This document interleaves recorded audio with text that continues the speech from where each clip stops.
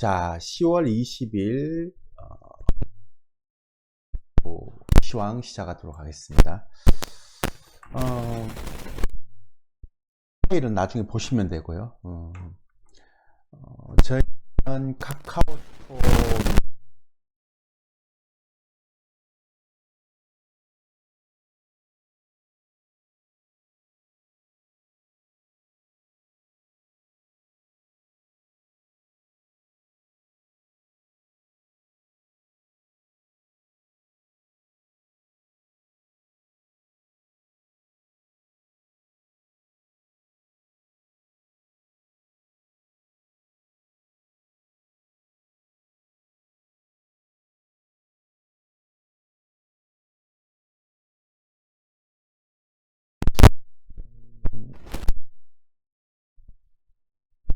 지난번에 얘기했던 가입에 대한 부분들은 비슷합니다. 그러니까 저희 회원님들이 대부분 다 40대에서 70대가 많으세요. 이게 젊은 사람들은 거의 없고, 왜냐하면 직장인이거나 이게 중기 투자를 선호하는 고객들이 많아서요. 그러니까 단타 매매라든지 급등주 매매 절대 추천하지 않습니다. 그리고 좀 리스크가 없는 여유 있는 중기 투자를 하다 보니까 평균 이제 매집에서 보유하고 수익 실현하는 기간이 한 3개월 정도 되거든요.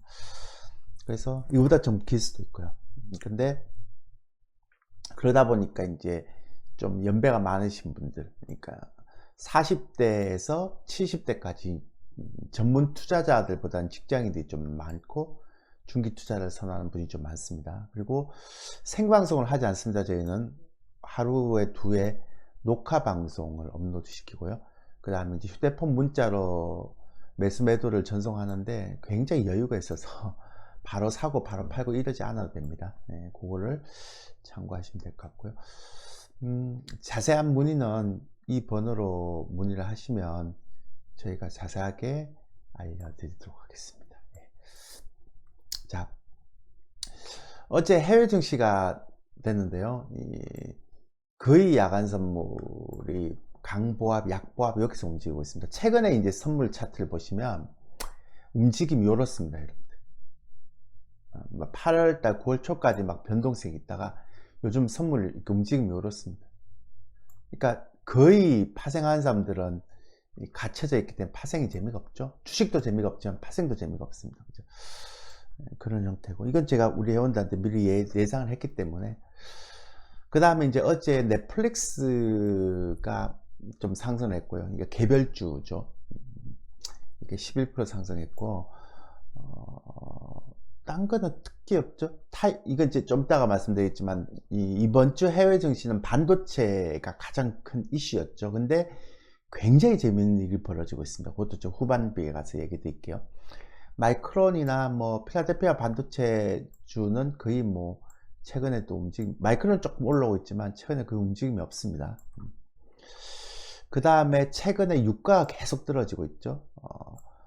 WTI 같은 경우는 또 70불이 무너졌습니다. 그리고 비트코인은 계속 올라오고 있고, 이제 트럼프 우세하다고 얘기하니까 10년물 국채금리는 거의 4.75, 075. 그래서 요거는 예전에 이제 9월 달에 3.5에서 3.6까지 떨어졌다가 지금 굉장히 지금 많이 올라오고 있습니다. 왜냐하면 경기 지표나 고용 지표가 좋다고 그러니까 이제 11월달, 12월달 50bp 안 한다고 이제 예상되면서 10년 국채 금리가 더 이제 반응을 하는 거죠. 제가 이제 해외 증시 차트를 쭉 이제 저희는 이제 저희 VIP 회원님들은 매일매일 아침에 이제 체크를 해드리는데, 무료 시황은 이제 안 중요한 거 다 빼고 중요한 것만 체크해 드릴게요. 지금 원유가 안 좋은 게 뭐 중동의 긴장도 완화되는 부분도 있겠지만, 원유 수요 전망이 3개월 연속 계속 축소가 되고 있어요. 이렇게 오펙 앞으로 경기가 안 좋아질 것이다 이렇게 하니까 그런 거죠. 그죠? 이렇게. 그죠? 그래서 이제 이런 부분도 있고, 요것 때문에 이제 전체적으로 그런 모습이 많이 나타나는데, 이게 중요한 게 아니고, 이번에 이제 ASMR 이제 실적 쇼크, 그것도 이제 실적 발표 날보다 하루 빨리 발표해서 이제 실적 쇼크 나왔고요. 그 다음에 반대로 이제 TSMC 같은 경우는 실적이 굉장히 잘 나왔죠. 사상 최대 실적이 나왔는데 어제 같은 경우는 이제 좀 악재가 터졌습니다. 이건 이제 사상 최대 실적인데 하웨이 칩 제조를 도왔다라는 형태로 이제 조사가 들어갔죠, 미국에서. 근데 이건 이제 초기 국면이라서 이제 크게 영향을 안 받는데, 제가 이제 왜 이 얘기를 하는, 또 하나만 더. 그 다음에 엔비디아가 장중 사상 최고가가 나왔습니다. 그러니까 이게 이제 반도체 관련 미국 증시의 흐름을 보면 요건데, 요걸 가지고 이제 최근에 이제 특징적인 게 뭐냐면, 이게 첫 번째 제가 얘기를 좀 드릴 건데, 이게 되게 중요한 거라서, 이게 비단 반도체 쪽만 해당되는 게 아니고요. 이게 국내 증시 쪽도 지금 그게 해당되고 있는데, 어떤 부분인가 하면, 이렇게 이제 반도체도 같은 업종, 그러니까 즉 같은 업종 내에서도 이게 실적이 엄청나게 차이가 나죠. 발표를 했습니다. 그러다 보니까 이제 어떤 일이 벌어지고 있는가 하면, 지금 보시면 아시겠지만 같은 업종 내에서도 주가가 상당한 차별화 장세가 나오고 있습니다.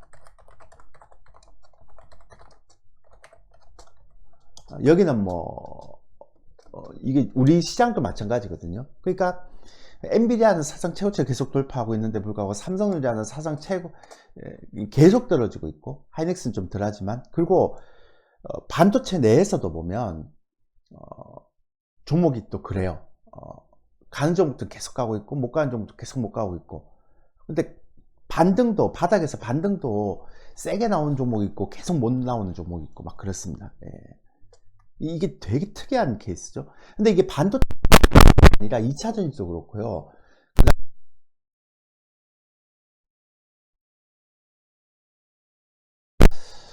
지금까지의 흐름은 낙폭과대도 그렇고요. 이게 심지어 낙폭과대 업종이나 종목에서도 이제 차별화 장세가 나오는 거죠. 그러니까 게임주 중에서도 보면 크래프튼 같은 경우는 계속 낙폭과대에서 올라와서 다시 이게 상승하는 반면에, 또 나머지 종목들은 계속 떨어지고 있어요. 그러니까 제가 이 얘기도 한번 했는데요. 상반기는 주도주가 계속 가니까 매매하기 편하다라고 얘기했는데, 하반기는 주도주가 가는 경우도 있지만 좀 막혀 있죠. 그러면서 주도 섹터가 없어요. 그러니까 주도 섹터 내에서도 이제 종목별로 엄청난 차이가 나와버리니까 그런 형태의 모습이 나오고 있죠. 그러니까 그게 미국 증시에서 반도체도 이런 형태로 나온단 말이에요. 이게 좀 이따 제가 나중에 설명드리겠지만, 어쨌든 요게 이제 앞으로 제가 볼 때 한 12월까지 계속 트렌드가 되지 않을까, 그런 생각을 하게 됩니다. 그 다음에 이제 이번 주에 이제 국채금리가 자꾸 4%까지 올라가는 이유는, 고용지표도 좋은데 지금 소매 판매 이런 거 나오는 거 보면 다 좋아요. 펀더멘털이 그렇게 나쁘지 않아요. 그래서 좀 미국 경기가 지금 뭐 경착륙은 끝났고요, 연착륙도 아니다, 뭐 이런 얘기도 하고 있잖아요. 고용도 뭐 고용지표 예전에 좋았지만 실업 청구 건수도 계속 낮게 나오면서 나쁘지 않고요. 심지어는 일부 지역이지만 미국 북동부 쪽에 그렇게 안 좋았던 제조업도 지금 개선세를 보이고 있습니다. 그러니까 과연 미국이 이렇게 꺾일 것인가? 뭐 이제 트럼프가 되면 또 미국만을 위한 정책을 또 하겠죠, 그죠? 그러면 계속 또 이런 형태가 나오지 않을까? 다른 국가들은 다 죽고. 근데 이제 어제 주초에는 이제 그랬었는데, 사실 어제 제가 관심을 많이 가지고 있던 게 아멕스하고 그 다음에 P&G였거든요. 둘 다 이제 소비와 관련해서 이제 직접적으로 나타내는 기업의 실적이었는데, 둘 다 그렇게 좋지 못했어요. 그렇게 나쁜 건 아닌데 그렇게 좋지 못했어요. 정체를 하고 있다는 거죠.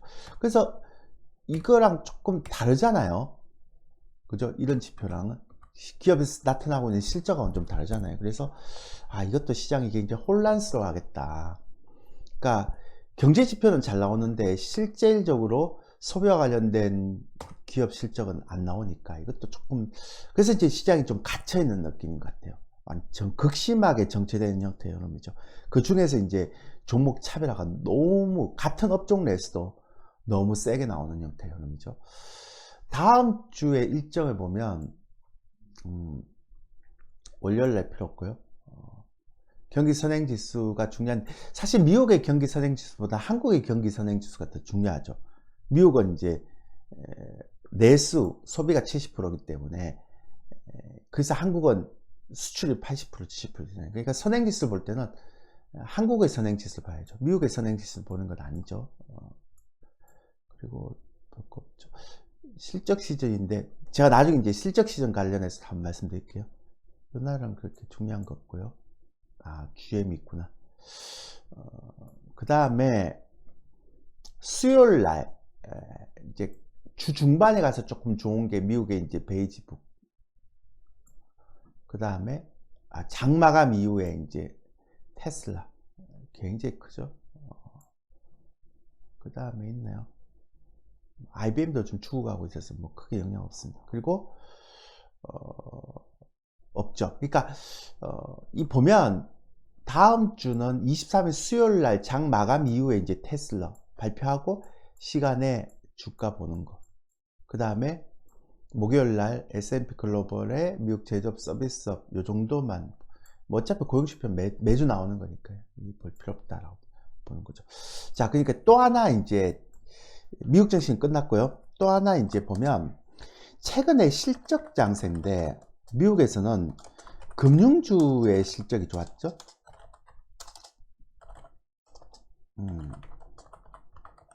실적이 되게 좋았습니다.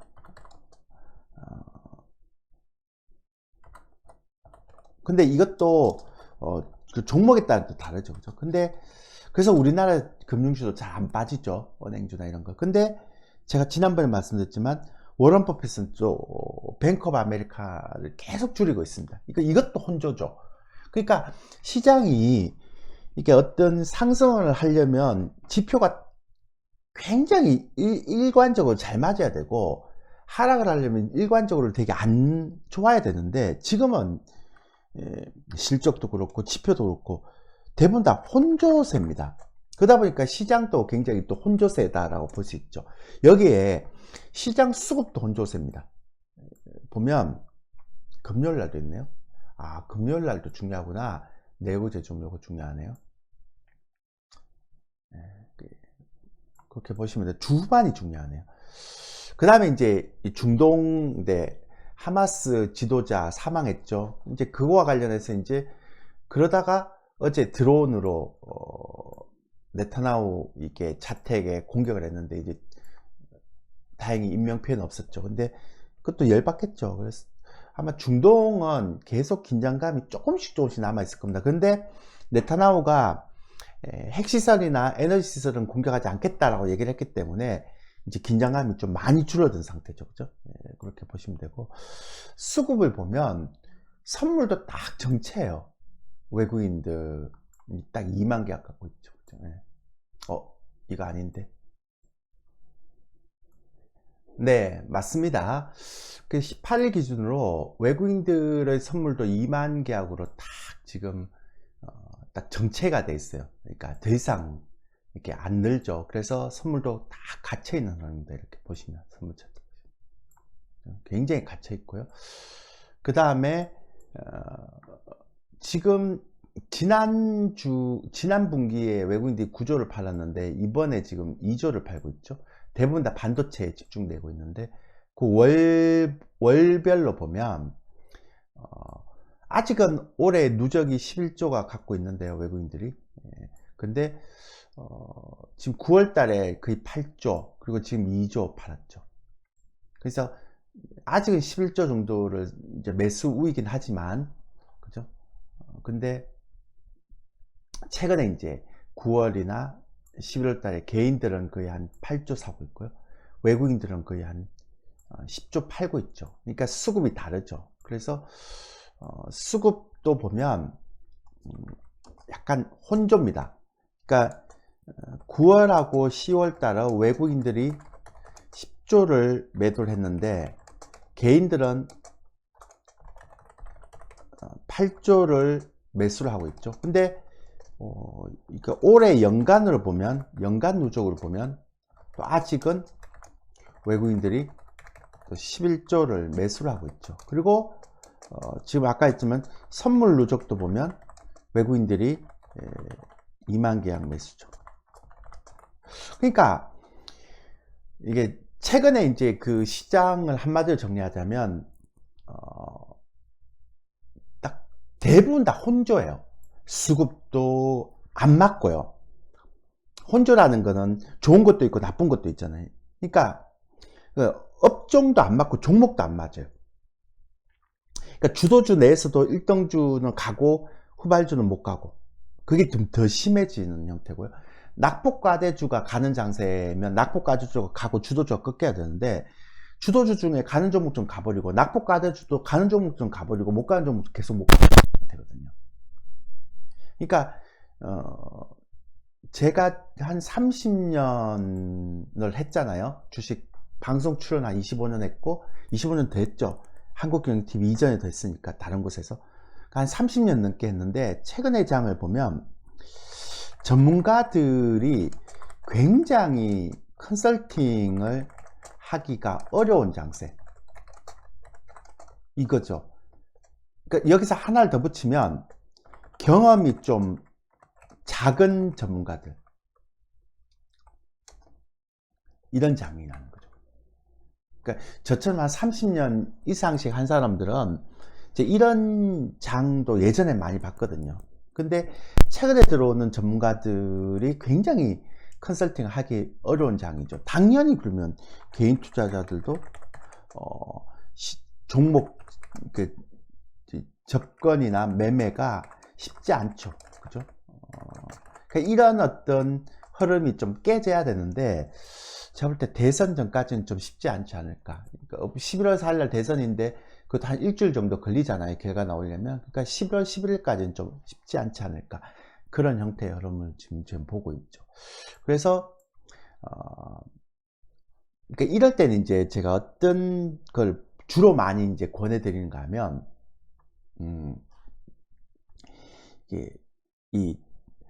요즘은 보세요. 실적, 보통 시즌 같으면 실적이 막 안 좋으면 급락하고 실적이 좋으면 막 급등하고 이래야 되잖아요. 미국이나 한국이나 그런 것도 없어요. 그러니까 실적에도 종목들이 반응을 안 합니다. 그렇게. 그래서 요번 같은 경우는, 그러니까 예전 같은 경우는 잘 가던 주식도 실적이 막 어닝 쇼크 나오면 막 떨어지고 막 이래야 되는데, 그런 게 특히 국내 그 종목들은 너무 많이 떨어져서 그런지 별 반응을 안 해요. 그래서 그런 실적에 대한 어닝 쇼크나 아니면 어닝 서프라이즈에 대해서 긴장감이 많이 떨어져 있죠, 지금. 사실 그런 거잖아요, 그죠? 예, 그래서 그런 부분들이 좀 특징적이고, 이럴 때는 어떻게 하는가 하면, 자꾸 이제 펀더멘탈이나 아니면 유튜브 기사나 이런 거 보는 게 아니고, 제가 지난번에도 했어요. 시장에서 정답을 찾아야 됩니다. 그러니까 시장 안에서 정답을 자꾸 찾아야 되지, 밖에서 정답을 찾으려고 그러면 굉장히 힘들어져요. 그러니까 예를 들어서 뭐 2차 전지가 너무 싼데 이제 갈 때 됐다, 이런 식의 접근은 안 돼요. 시장에서 안 움직이잖아요. 거래량도 안 터지고 있고. 그러니까 2차 전지가 반등 시 거래량이 없잖아요.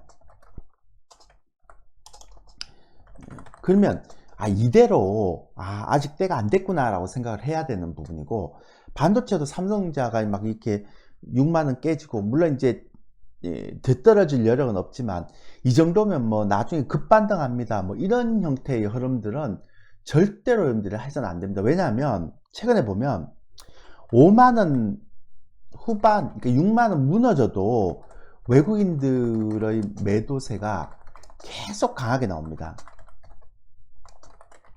보시면 아시죠? 그죠? 그러면 얘가 추가적인 하락의 폭이 줄어든다 하더라도 이 정도면 충분히 갈 것입니다 라고 생각하고 매수를 하는 것보다 삼성전자의 외국인 매수가 좀 계속 매도가 나오니까 매수가 좀 강하게 유입되고 그게 연속적일 때 약간 내가 가격을 더 주더라도 그러고 나서 이게 판단하는 게 맞죠. 그러니까 예전처럼 삼성전자는 싸면 사놓으면 돼 이런 개념이 쉽지 않을 것 같아요. 요즘 장은 2차전지도 그랬잖아요. 그런 식으로 해서 계속 떨어졌잖아요. 물론 삼성전자는 이제 저점에 대한 그 인식이 좀 낮긴 하겠지만, 그죠? 네. 저점 추가적 하락의 폭이 좀 적긴 하겠지만, 그래서 최근에 이제 저희 회원님들도 그러지만 저희가 가지고 있는 종목이 저희가 이제 공식적으로 가지고 있는 종목이 6종목밖에 안 돼요. 그러니까 제가 이거 2개월 전부터 그랬거든요. 1개월 전부터 그냥 9월부터 제가 뭐라고 했는가 하면 지금은 종목이 많은 사람은 절대적으로 불리하다. 이런 얘기 제가 정말 많이 해요. 그래서 우리는 6종목만 갖고 있어요. 비중을 거기다 확 실어버렸기 때문에. 그래서 관리도 안 되고요. 그러니까 특히 개별주를 막 백화점식으로 이제 보유한 사람들이 굉장히 힘들죠. 왜냐하면 개별주가 계속 떨어지니까 막 저점이 계속 흘러내리는 장이잖아요. 그래서 지금은 여러분들이 두 가지를 계속 얘기 드렸는데요. 시장 안에서 정답을 찾아야지 여러분들이 예전의 기준으로 이게 싸다 뭐 안 싸다 이런 형태로 가기에는 굉장히 힘들고요. 두 번째는 종목 수는, 그러니까 보유 종목 수라고 했죠. 종목 수는 좀 가능하면 압축하고 선별해서 좀 제부터 한 8종목 이내로만 보유하는 것이 좋다. 저희는 6종목이라고 했잖아요. 그렇죠? 그래서 이게 이제 조금 미국 대선 전까지는 좀 이런 형태가 나올 것 같고, 만약에 미국 대선 이후에도 변함없으면 12월까지 이렇게 될 수 있죠. 마지막 제가 미국 대선하고 그러니까 마지막 이제 불확실성은 미국 대선하고 그 다음에 우리 이제 금투세인데, 요게 이제 유예가 될지 이제 폐지가 될지 요게 이제 가장 큰 이슈가 되잖아요. 근데 유예가 되든 폐지가 되든 뭐 지금은 어차피 빨리 결정을 해줘야 되죠. 왜냐하면 이제 12월이 가까우잖아요. 그러니까 유예가 되든 폐지가 되든 빨리 결정을 해줘야지 당장 이번 올해 12월 달에 이제 그 영향력이 덜 받는다는 거죠. 그렇게 보시면 되고, 마지막으로 제가 여러분한테 무료 시황을 통해서 얘기를 드릴 건 뭐냐면, 제가 한 번도 최근에 이제 그런 얘기를 안 드렸는데, 그 주식 투자, 제가요 주식 파생은 제가 여기서 얘기 안 하겠습니다. 지금 파생장도 아니고, 주식 투자를 하실 때 한번 고민을 해보세요. 곰곰이. 그러니까 뭐냐면, 여러분들이 단타를 하는 것도 좋고 개별주를 하는 것도 좋고 뭐 수익이 막 단기에 크게 나는 그런 어떤 쪽에 관심을 가지는 것도 좋아요. 네. 다 여러분들의 판단이고 여러분들의 그런 뭐 개별적인 어떤 선호도니까 괜찮아요. 그죠? 근데 진짜 여러분한테 제가 한번 깊이 건의드리는 건, 주식은 그러니까 오랜 기간 동안에, 그러니까 만약에 뭐 5년이면 5년, 10년이면 10년 동안에 꾸준하게 이렇게 수익을 높여가는 그런 분들이 나중에는 큰 수익이 오죠. 그게 이제 복리의 개념이라고 그러는데요. 근데 보통 이제 그런 분들은 유튜브에 가끔씩 소개를 하지만, 그런 분들은 잘 유튜브에 안 나오세요. 방송 출연도 잘 안 하시고, 그냥 누군가가 제작진이 찾아가서 이제 그 사람들 어떻게 생활하는지를 보고 있는 거거든요. 근데 그런 사람들은 꾸준하게 수익을 내요. 그러니까 2년 지나고 3년 지나고 4년 지나고 이제 얘는 투자 금액이 계속 높아져 있으니까 처음에 투자 금액이 1억이었다. 그 다음에 2억이었다가 그 다음에 4억이었다 이러죠. 그럼 1억일 때 내가 연간 20-30% 내면 2천만 원에서 3천만 원이 되지만 2억일 때는 어떻게 됩니까? 연간 20% 내면 4천만 원이고 30%면 6천만 원이 되죠. 근데 4억이 되면 어떻습니까? 연간 내가 20% 내면 8천만 원이고 30% 내면 1억 2천이잖아요. 근데 그렇게 복리 개념으로 가게 되면 내 원금의 1억은 4억이 되는 순간 원금의 120%가 되는 거죠. 1억, 내가 4억일 때 내가 120, 1억 2천, 30%밖에 못 벌었지만 그는 내 최초 원금 대비해서 120%가 되는 거예요. 그러니까 내가 살아남고 오랫동안 내가 조금씩 이익이 내는 게 나중에는 얼마나 크게 나오는지에 대한 복리 개념이거든요. 근데 이런 걸 아무리 얘기해도 여러분들은 당장 내가 이번 달 50% 수익 아니면 올해 내가 만 10배짜리를 먹어야 되겠다 이런 생각만 계속 가지고 계시더라고요. 그래서 제가 30년을 하면서 왜 그런지를 제가 계속 고민을 했거든요. 근데 그 왜 그런가 하면 손실이 발생이 되니까 그걸 한 번에 내가 메꾸려고 자꾸 이렇게 무리수를 두는 거예요. 그러니까 즉 무슨 얘기인가 하면 잠정적인 손실이 아니잖아요. 그러니까 확정적인 손실이 아니잖아요. 그러니까 잠정적인 손실은 현재의 손실은 나에게 손실이 아니라는 생각을 가지고 있어야 되거든요. 그래서 제가 우리 회원들한테 맨날 얘기하지만 손절을 안 하는 종목을 매수하거나 혹은 손절을 하지 않는 타이밍에 매수를 해라. 그리고 내가 좀 추세 종목을 하더라도 그러면 손절을 작게 하는 습관을 들여라. 그러니까 내가 공격적인 매매를 할 거면 내가 좀 공격적인 매매를 할 거면 손절 작게 하는 습관을 들이라 그러는데요. 여러분들 공격적인 매매를 할 때 손절도 크게 하고 너무 잦은 손절을 하는 게 문제예요. 그러면 잦은 손절을 하게 되면 이익도 크게 가져가야 되는데 이익도 크게 안 가져가잖아요. 단타가 대부분 그런 거잖아요. 그러니까 이게 참 문제인 것 같아요. 제가 어느 순간 제가 이런 얘기를 이제 안 해버렸어요. 제 무료 시황에서. 왜냐하면 제가 한 30년 동안 하다 보니까 아무리 내가 얘기해도 사람들은 그걸 느끼지 않는 이상 그걸 잘 모르세요. 저희가 작년에 연간 수익이 35%인가 그래요. 근데 올해도 지금 연간 수익이 한 30%대를 지금 목표를 잡고 있거든요. 근데 이렇게 가면 사람들이 그래요. 에이, 한 달에 50%씩 버는 사람도 있는데 있죠. 그때 시장 좋을 때 아니면 우연히. 근데 그거를 10년 동안 연간 그렇게 하긴 쉽지 않단 말이에요. 워런 버핏처럼 그렇게 잘하는 사람도 10년 동안 연간 이익이 12.5%인가 16%인가 밖에 안 돼요.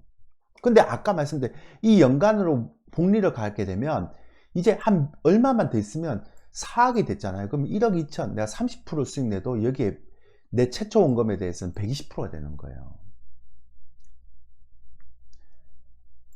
그래서 제가 왜 이 얘기를 하는가 하면 그러기 위해서는 뭘 해야 되는가 하면 시장의 흐름을 잘 파악해야 돼요. 그러니까 내가 아까도 말씀드렸잖아요. 내가 종목을 막 여러 개 사서 막 수익으로 집중해야 되는 시장인지 아니면 종목을 압축해서 이게 되는 놈만 가져가야 되는지 그런 시장에 대한 구간만의 흐름을 잘 파악해야 된단 말이에요. 근데 지금은 제가 아무리 봐도 아까 말씀드렸잖아요. 혼조고 요런 특징이 있을 때는요. 종목을 압축해야 돼요. 그게 리스크 관리에 가장 좋고요. 리스크가 돼야지만 매년 20%가 됐든 30%가 됐든 복리가 가능하단 말이에요. 그러니까 리스크가 안 되는데 어떻게 복리가 가능해요? 작년에 30% 벌었는데 올해 한 30% 벌다가 또 시장 떨어지면 한 번에 막 마이너스 20% 되고, 대부분의 개인들이 그러잖아요. 그죠? 그래서 그런 얘기를 제가 좀 많이 드리고 싶었어요, 오늘은. 네, 진짜로. 그러니까 제가 이 지금의 흐름을 볼 때도 그렇다.